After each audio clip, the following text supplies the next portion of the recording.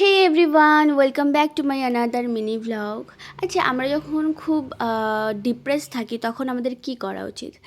আমি মনে করি আমাদের যে মানুষগুলোর সাথে থাকলে আমরা হ্যাপি থাকবো সেই মানুষগুলোর সাথে একটু ছোট্ট করে একটু সময় কাটানো উচিত। তাহলে হয়তো আমরা খুব হ্যাপি হয়ে যাব।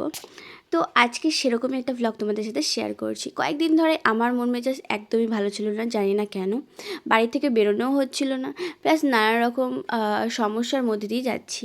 তাই জন্য আমার দুই প্রাণকে নিয়ে আমি কিন্তু বেরিয়ে পড়েছি। কারণ আমি মনে করি যে কিছু কিছু মানুষ থাকে আমাদের লাইফে, যাদের সাথে থাকলে আমাদের অনেকটা রিল্যাক্স লাগে, যেটুকু সময় আমরা থাকি না কেন। তো আমরা তিনজন মিলে কিন্তু বেরিয়ে পড়েছিলাম। আর আমাদের সবথেকে মানে কাজের জিনিস হচ্ছে চা খাওয়া, যেটা ছাড়া কিন্তু আমাদের গল্প একদমই জমে না।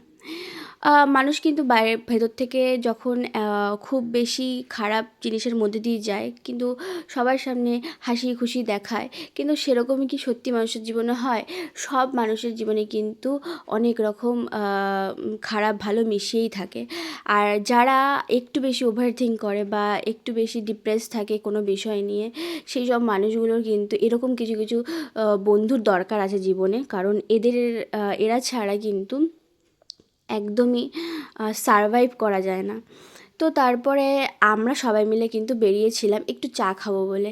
তারপর আমাদের পাগলামো হচ্ছে, আমরা একটা পার্কে গিয়েছিলাম। পার্কে গিয়ে আমরা অনেক কিছু দোলনা চড়েছি, মানে অনেক মজা করেছিলাম। আর এই সময়টা যে কীভাবে কেটে যায় আমি জানি না। আমরা যত তাড়াতাড়ি বেরোই না কেন, কিন্তু কীভাবে যেন এই টাইমটা একদম তাড়াতাড়ি কেটে যায়। তো আমি আমি এখন সত্যি কথা বলতে ওদের সাথে বেরোলে মনে হয় যে না, আমি আমার কমফর্ট জোনে চলে এসেছি। তারপর আমরা এখান থেকে বেরিয়ে গেছিলাম। আমরা প্রথমে চা খেয়েছি, তারপর একটু পার্কে গিয়েছিলাম, তারপরে আমরা একটু ভিডিও করতে গিয়েছিলাম। আর অনেক ভিডিও করেছি। ভিডিও করার পর দেন আমরা বাড়িতে চলে এসেছি। তো আজকে এই ছোট্ট মন খারাপের মিনি ব্লগ তোমাদের কেমন লাগলো আমাদের কিন্তু অবশ্যই কমেন্ট করে জানিয়ে। তো আজকের মতন টাটা।